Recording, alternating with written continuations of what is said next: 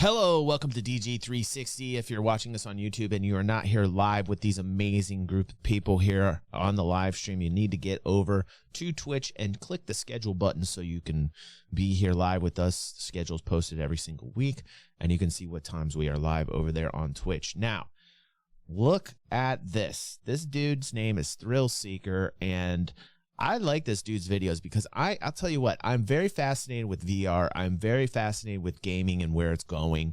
I talk about it a lot here on the channel, and there's so many different facets gaming's headed into that really you're not going to be able to stop it. It's just how gaming's going to evolve. And ThrillSeeker is the type of dude where he's buying like top of the notch equipment. I mean, we're talking $10,000, $12,000 pieces of high-tech gear, ridiculous amounts of money, absurd amounts of money on this dude's channel, giving you like reviews on gloves and headsets, so many different types of pieces of equipment that even smell-o-vision or some shit, like smells, like getting all the senses in a buffet of sensory overload, if you will. This man is really pioneering this space in terms of being the first to explore this space and what it has to offer you. Right? Ash says, if Noobifier's setup upset you, this might be hard to watch. Yes, it very well might be hard to watch for me, Ash, because then I get completely jelly because I can't even afford shades because I lost them at my friend's wedding last Friday. By the way, Tony, can you look into that? I missed my shades. I'm definitely going blind sitting here. With all this light hit me in the face. But let's see what ThrillSeeker is up to. He says, I made a Ready Player One in real life. It's the ultimate VR setup. And already, I'm getting jelly seeing all the gear and everything, the haptic suits, and, I'm already getting jelly. I don't know if people are ready for this shit, dude. I've been working on this video for the past year, and I'm not exaggerating. The idea, using only currently existing technology and VR hardware, I'd put everything together to make an actual, real-life, working Ready Player One setup to use in VR. To prove that with a large enough budget and with off-the-shelf items, the Oasis really isn't that far. And I wanted to be the first person to essentially— Dude, that's insane. Like, ridiculous amounts of money he spent for this actual Ready Player One setup. Did you see that dish he was running on? That dish he was running on was ridiculous. Like, what the fuck? That's why he couldn't handle it. He had to run, and his character had to run in the game, and he was out of breath. He's like, I don't think I can fucking handle this shit. And I wanted to be the first person to essentially recreate Ready Player One in a usable setup. I love it. And well, not everything goes according to plan. And while making this video, I've realized a few really big problems. And unexpectedly came across a few things holding back not only my Ready Player One project, but pretty much identifying one of the biggest problems across the entire VR industry. So, about $10,000, 300 days, and a whole new perspective later, here's everything I've learned that will need to happen to make this virtual reality become a reality. First, I think we should get some background as to what I'm trying to accomplish and why. On the philosophical side of things, your reality is practically a sum of your perceptions, or the process of becoming aware of something through the senses. We live our lives seeing, touching, smelling, feeling, and hearing things, and those things make up what we view as reality. And that's when the idea of virtual reality becomes really interesting. What if there was a technology that could emulate those things, to stimulate your senses enough to make you feel like the simulation you're in is real? At that point, you could do anything, be anywhere. It's up to you or the developer's imagination. And in case you're unaware of the depth Ready Player One takes with its Oasis, the virtual world of Ready Player One, let's just imagine a simple comparison. Let's take World of Warcraft, the largest online massively multiplayer role-playing game. Currently in WoW, you control a character while sitting at a desk, staring at a screen, and you can be immersed, but you'd never believe you were in Azeroth. Now, take the concept of World of Warcraft and imagine the most immersive virtual reality experience possible. You become the character. You can smell the roses, but also the burning cataclysm. You can physically train to become better at technical skills. Yes, please. Yes. Yes. I will sign up for that. Yes, please. Oh, how much, Pepe, how much money do I need? $1.3 million? Okay, sorry, I can't do it. interact with other players by looking at them in the eyes, and you can feel the chill at night and the warmth of the sun. At that point, you are no longer playing a game set in Azeroth anymore. You are I got to review the audience here right now, and those people on YouTube that are watching on this highlight, please put it down below in the comments as well. You're watching along with us. I want to know how many people in live want that experience out of gaming. If you want that experience out of gaming, like sensory overload, you want that complete setup where you're in a player like a Matrix or a Ready Player One environment. Push one right now, and also if you're watching on YouTube, push one in the comments as well. If you don't want anything like that and you're happy with what you got, push two. Me, I know what I'm pushing. Hold on one second. I'm going to join you guys. I'm pushing one right there. Yeah, like for me, dude, I want the extreme out of gaming. Like I do. I guess that's crazy nerdy of me, but like I got a crazy nerd side, man, and I'm all about that. You know I look calm, cool, and collected on the outside. I know I don't look nerdy at all, but I am. I'm a complete nerd. I love that shit. I have to have this setup. I am an Irish nerd, Chrono. Welcome, Chrono. So sorry. I just now noticed my soul bro in here. Thank you, Chrono. Good to see you on stream, man. Good to see you, dude. I like YouTubers from Bellular News, says Black Dream. I do too. What's up, BDH? How you doing, man? I like Bellular. I love Bellular News. Good journalist. Really good, consistent journalism done by Bellular News. Really dig it. He says, on this, look for the YouTube called The Dark Future of Gaming. We cannot let this BS happen. Link that in the Discord. I don't know, BDH, if you are in our Discord, but there's an area now where you guys can post things that you're interested in watching. And that's what we do on the morning show, BDH. So, yeah, definitely go to the Discord. Somebody could link him up the Discord. Get him in there so he can put, his suggestion in there because I really want to see that. Let's see. Citizen Thorn said, as fun as it looks, I have a strong need to be aware of the real world around me. I know there's that scary feeling like you can be completely disconnected and not know what's going on, Thorn. You know what I mean? That is a crazy discussion, you know? I like to take these moments out of videos to like really talk with my audience because I don't want to be like the dude that just is the fake reaction motherfucker. I can't stand those people. I was talking earlier on stream how I can't stand the reaction video genre, and the irony is I do a lot of react videos, and like one of my biggest criticisms with react channels is that, you know, like they offer no opinions, they offer no commentary. It's just like it's bullshit. It's complete bullshit. I can't stand that. Pajama says, I want to smell a bear shit in the woods. In Azeroth. And that's a lot of what VR is at its core, or at least what we want it to be. And in science fiction, there's plenty of reference material to go off of what VR could be, but Ready Player One is probably the closest to being real. The oasis within the movie and books essentially being a massive online role-playing game where people practically live within. You can fly DeLoreans, take part in a million-person battle royale, or just go to school or check out one of the millions of planets, but that's just the software part, which we'll get back to in a second. But the hardware of Ready Player One is even less far-fetched. From what we see in the movie, the characters use a VR headset, talked about check, it all morning, omnidirectional treadmill, check, haptic suit, full body tracking, Crazy haptic morning. force feedback gloves, and sense to smell what's happening in VR. Check, and check. And with my entire setup using some of the most cutting-edge VR hardware, the bill would run around $10,000 to $20,000. The most expensive components being... Holy shit. That's what I'm talking about, man. This guy's got cheddar. This guy's got major cheddar. The headset using a Vario XR3 and enterprise-grade haptic gloves. I'm also using a full-body haptic setup from B-Haptics so I can feel stimuli on my arms, legs, chest, and back, and a haptic solution, Celia, a device that can reproduce scents from virtual objects. I can smell a rose in VR, or worse. And to be honest, all of it together sounds really great and checks all of the boxes, but here's where I ran into my first of problems, and where I start seeing probably one of the biggest fundamental problems with VR right now. Something that sooner or later is gonna have to be fixed, because none of this stuff works with each other. Some software works with some hardware and some with others, but none of it works like you'd expect. So right, compatibility issues of physical fit, you know?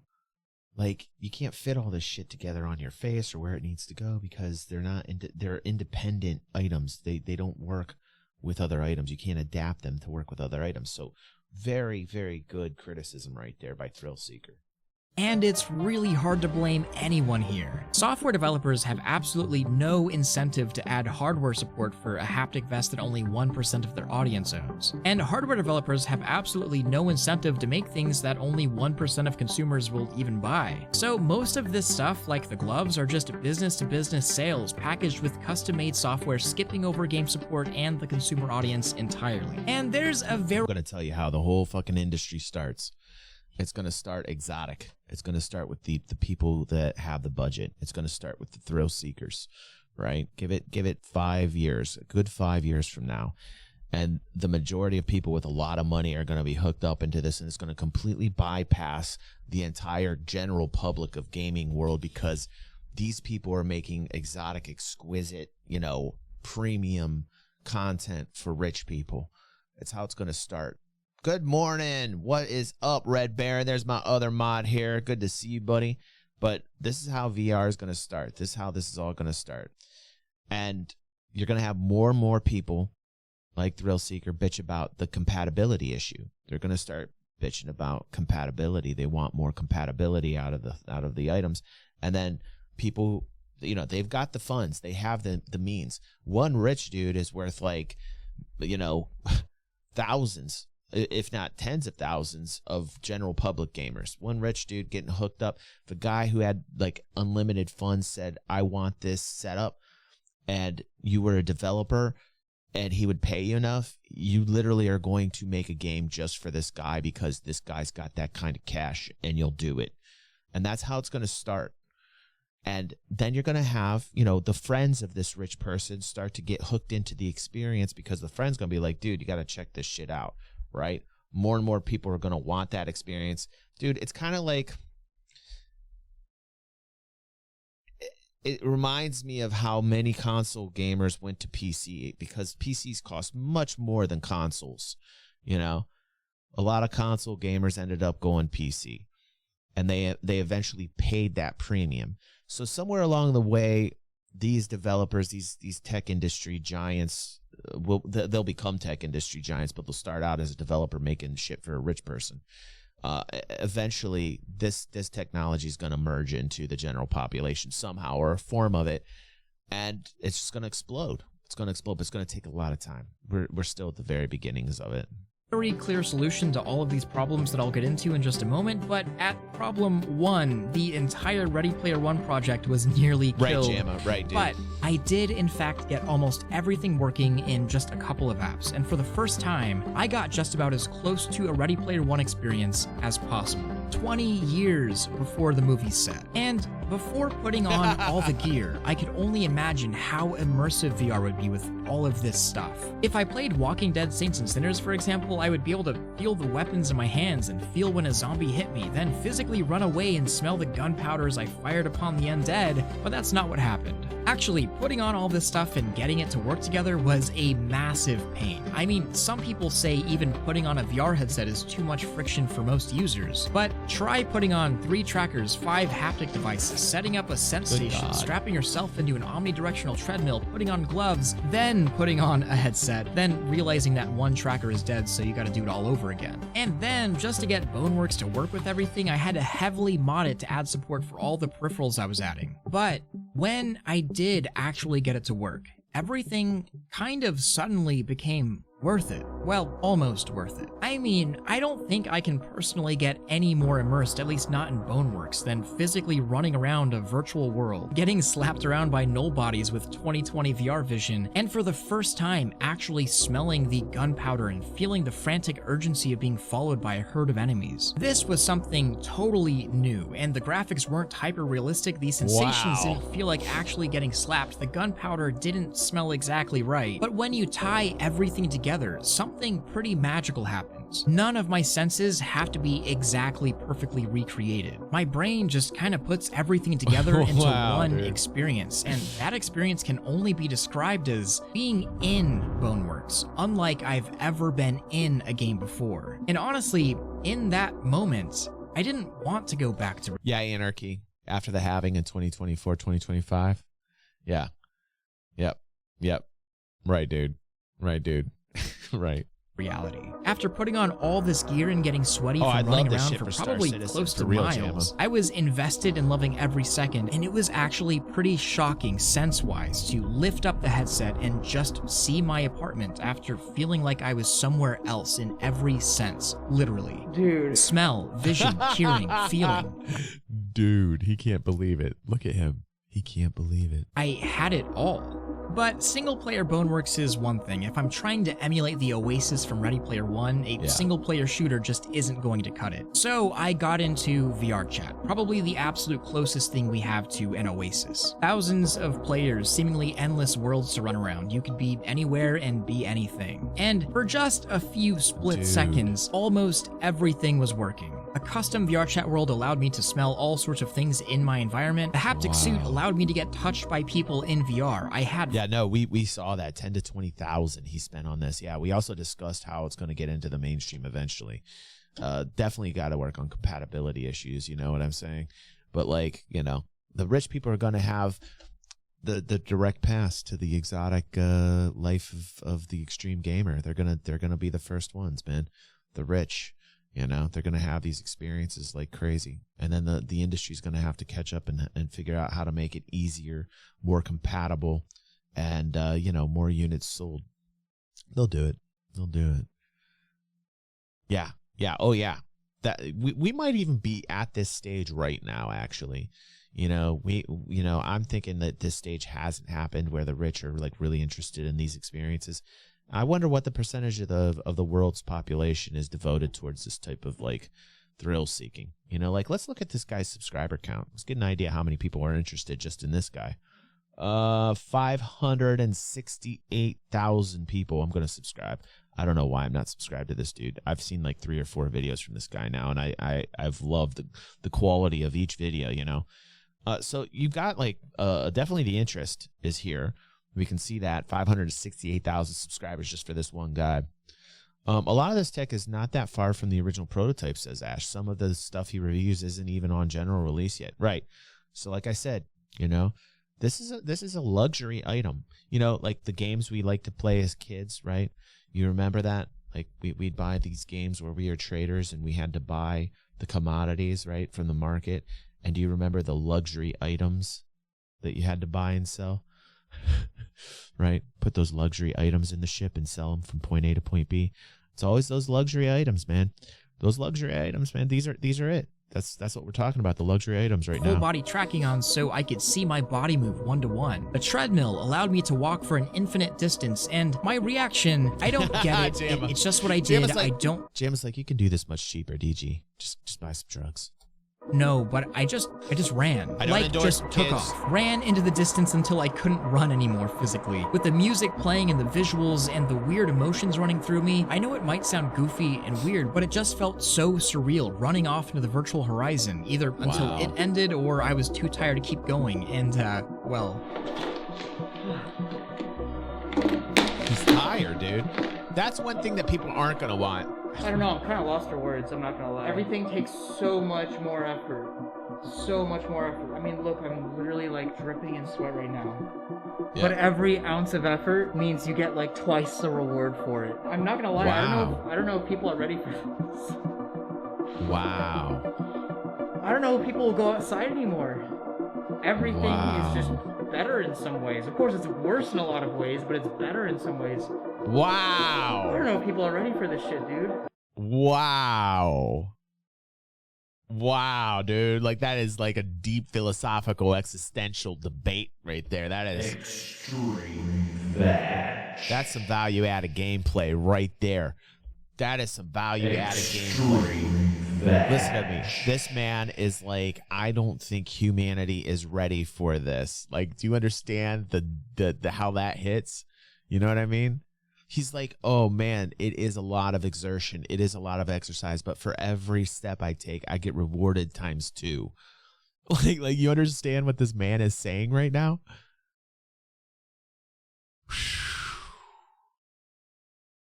Dude, Kita, what's up, dude? Good to see you on the stream this morning, Kita. How's my buddy? Whew, dude, I am definitely pressing 1 again for people that, you know, like I am pressing 1. I am ready for the Ready Player One experience, dude. I'm ready. Plus, I need to lose weight. Fuck. Like, I need to lose a lot of weight. That would definitely be something yeah, thank you, Pez. Thank you, Ash. Thank you, Jamma. You see, the demand is there, and that's really how you can determine whether something is successful or it's just going to flop, right? You can already see that the demand is there. Now the industry has to adapt to that demand. It's got to figure out a way that it can actually make money doing this, right? And it's not going to be able to do it at the start. It's trying to edge itself in there with the goggles. It's trying to edge itself in there with the haptic suits and the gloves. It's trying to edge its way in. But no company has really made the full Meta experience, which is why Meta and Zuckerberg concern me a lot, because I think that's exactly what Mark's doing right now. I think Mark Zuckerberg is looking at these videos, watching them, and seriously debating, like, how am I going to make a complete, easy-to-use package for people to get involved directly into a VR simulation? Because he wants to control that, right? Because it's profitable. And that's what I think the whole name change is about with Facebook. He's changing the Meta. He's going to change it. The whole reason why he named it Meta. Like, if you really take the time to think about Zuckerberg's moves, right? He's losing market share on Facebook with all the other apps out there. He sees that he's losing people. He's losing the ability to control the information. He's addicted to information. He's addicted to the information of people. He needs that data. That data is the reason he has made the money that he has made. He is a billionaire because of it. He does not want to lose that revenue. So what does he do? He says Facebook's dead in his head. He doesn't say it out loud, but he's thinking it. Facebook's dead. How do I get that data back that is so valuable to me? Because that's how millionaires think. That's how CEOs think. What do I need to do? Well, he's watching videos like ThrillSeeker, and he's seeing the demand. He's seeing the demand in chat here. People want it. Nobody's done it right. Boom. That's it. That's all he needs. That's all he needs to know. Then he says, okay, there's the Meta. This is the new Meta with the name change. Changes to Meta. And now he's going to give us these experiences somehow. Now he's got to find the way to do it. He's going to do it. He's going to do it. I know. And unfortunately, that's what we're going to get, because he's the only man besides, you know, Elon and a few others, but they're not so interested in the space. Good old Zuckerberg is, though, right, though? You know, he is perfectly positioned in this space. Black Dream Hunk, I would disagree that Microsoft is in a way better position than Zuck, man. I mean, think about how, like, in the VR space, I don't know. I don't think Microsoft is more positioned than Zuckerberg is right now. Think about how Zuck bought Oculus. You know, he already wants to get into the VR world, you know. Yeah, they're making it, but they're not doing it. They're not making the equipment properly. They're not thinking about the overall big picture. I don't think anybody over at Microsoft is able to have that whole big picture. Microsoft, we call it Mr. Softy in the trading world. You know, I'm a finance guy, and I've traded Microsoft when it's at $30 a share, by the way, you know, back in 2008. What's up, Laura Mac? Welcome to the family, man. And Mr. Softy, as the traders and I called it, because of the ticker signal, ticker symbol. We call it Mr. Softy. Mr. Softy's always like late to the party. They like come in and they scoop up the ideas after the fact and try and do their own version. They've never been a pioneer in this space. They've never been, not in this space, I don't think. We'll see. Listen, Microsoft Simulator, wow. Well, let's not get it wrong. Microsoft's done some amazing things. I'm not trying to poop all over Microsoft. Like, listen to me. Microsoft Flight Simulator, one of the most fantastically immersive games, using actual global positioning systems, and using it to map out the globe, right, to a level of detail that is bar none one of the best experiences ever. Let's not get it wrong here. Microsoft is awesome, you know, in terms of giving an experience like that. I just don't think they have the overall ability to be a pioneer in the space. They've never given me the inclination to think that they could be the pioneer in this space. We'll see. We'll see, man. That's speculation. That's why I love trading so much. That's why I love trading so much. They're going to buy Zucky? Red says they're going to buy Zucky. I still want Iceland versus water is water. Oh, dude, that was the best video. We got that on the channel. That one's good. Anyway, what's up, Mr. Easter Rabbit? Welcome to the stream. Back to this dude who is having a cathartic moment right now. And then, with perfect timing, everything started acting up. My glove stopped functioning entirely, the Celia Scent module completely died, my tracking started glitching out, and seriously, VR chat servers actually went down temporarily that day. All the sweat. And I was just kind of left with this surreal feeling afterwards. That was crazy. And I really only got a very small taste of it for a few minutes of what that level of sensual immersion feels like in VR. To have your body, eyes, ears, nose, all in a virtual reality experience. But it was profound. Although it was far from perfect. I'd kind of like to say that this experiment was a success, not a failure, even though it did kind of fail as a proof of concept. I mean, I really only got a few minutes to internalize everything, and half of the hardware isn't even working anymore, and even when it did, the software support was really spotty, but it's given me a lot of... You see all the things he's bitching about right now? This is where Zuckerberg comes in and fucking finds the solutions to the problems, dude. He's a solution finder. I don't like Zuckerberg. Don't get it twisted. I am not a Zuckerberg fan. I can't stand Zuckerberg, what he's done, how he's gone about collecting people's data. It's terrible. How he controls the narrative. I hate it. But the motherfucker, when it comes to this shit, figures it out. Same way Elon does. Same way Elon does. They're driven. They're driven. They have vision, right? That's why I say Zuckerberg will probably hit the space up first and be able to be more successful at it than Microsoft. Because it's like the visionaries, you know what I'm saying?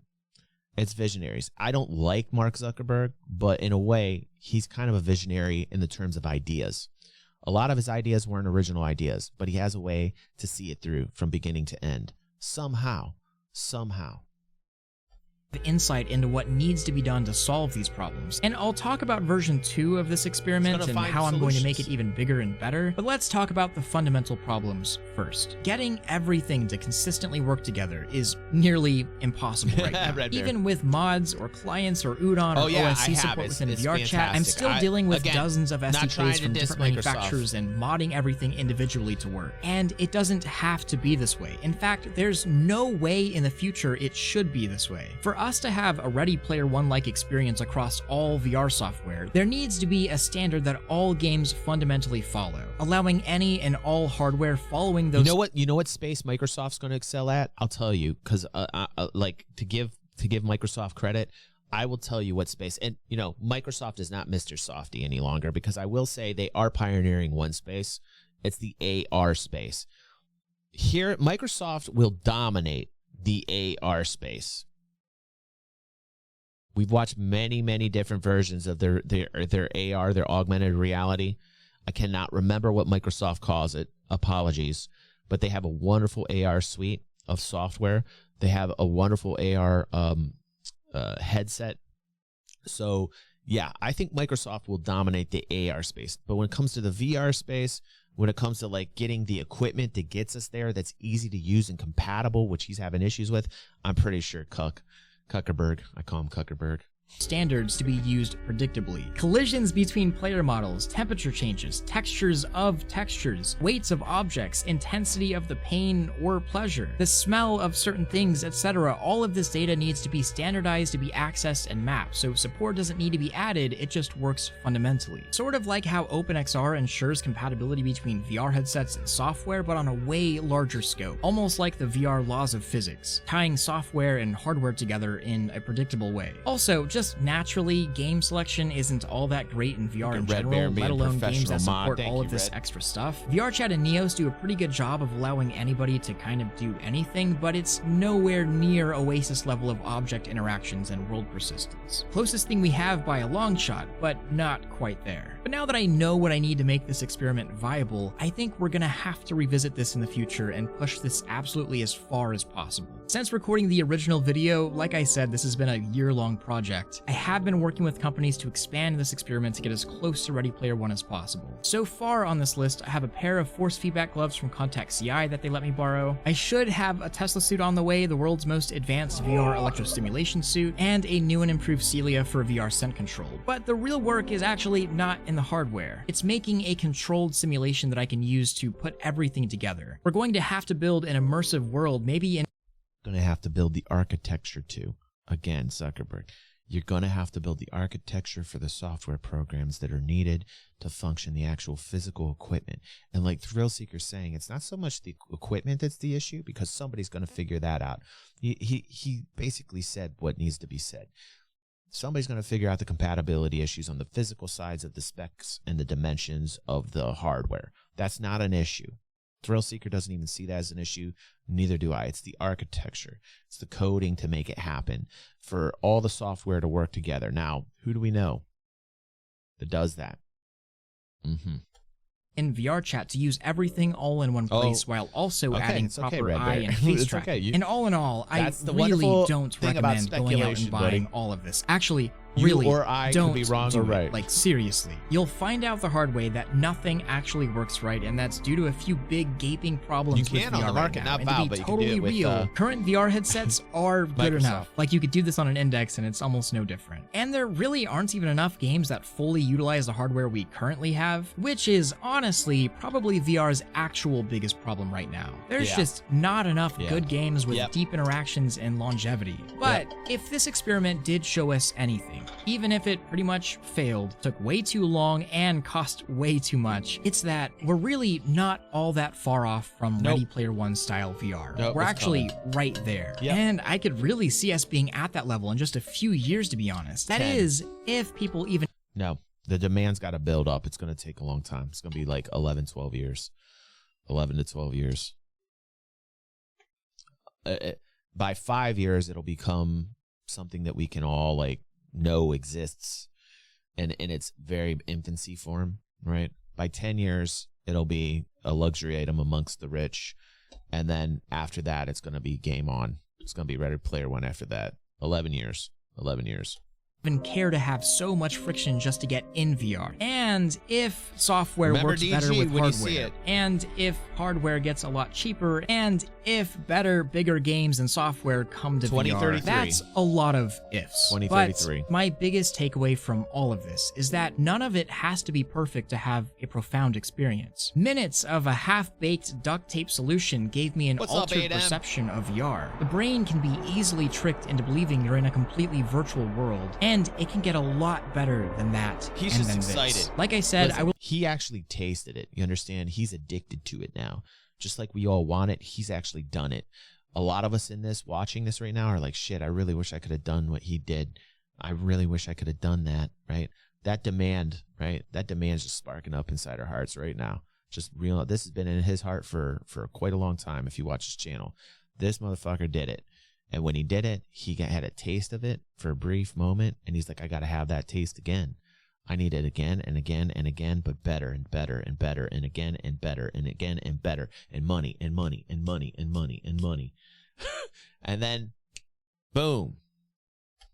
We'll be revisiting this with a much better solution, but I couldn't really hold this one back any longer. Definitely subscribe if you want to see more of this sort of stuff, and like this video if you liked it, of course. It really helps a lot. And I wanted to say thank you to Vario for letting me borrow this headset, and really thank you to my Patreon supporters. I couldn't do any of this sort of stuff without you guys. I hope you enjoyed this one. We've got a very interesting virtual reality future ahead of us, and I just hope we're all ready for it. But until next time, much love. Wow. Thrill out. Wow, I want to vomit now. I feel completely neglected. I feel like scum now. That guy was right about me. I have low self-esteem.